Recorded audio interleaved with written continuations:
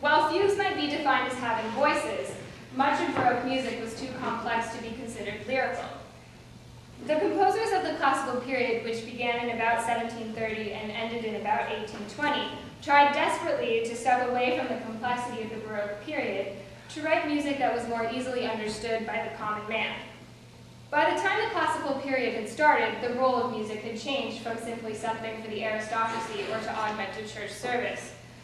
There were many more amateurs trying to learn music, and more of a concert-going public. Furthermore, publishing companies had just started to print music. Composers wanted to write music that would sell, simpler music that a beginner could learn on his own, since music schools were still fairly uncommon.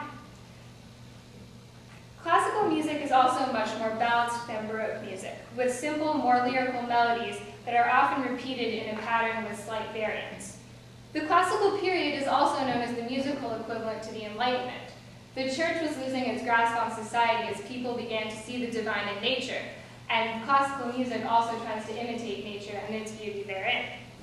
This is very different from the music of the Baroque period, in which composers wrote the music intentionally with the intention that it not evoke specific emotions or images in the listener. Another big difference between the classical period and the Baroque period was the introduction of silence. Again, going with the theme of simplicity, classical composers realized the importance of having a dramatic pause, or even just a breather. Baroque music was so complex and full of noise all the time that no one had thought to use silence as a note itself. Joseph Haydn, Wolfgang Amadeus Mozart, and Ludwig van Beethoven are among the classical period's most prominent composers. Beethoven was born in 1770 and died in 1827. While his works from his early and middle periods are considered to be classical, his works from the late period are considered to be more transitional pieces to the Romantic period. The early part of Beethoven's career began as early as 1783 with his first published works, and continued through about 1802 or 1803, when he contemplated and rejected suicide after becoming increasingly depressed about his loss of hearing.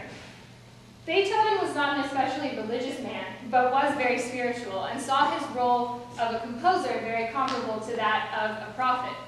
He thought that the music that he heard in his head was sort of like God's voice speaking to him, and it was his job to write it down and get it out to the world, which was one reason he didn't kill himself.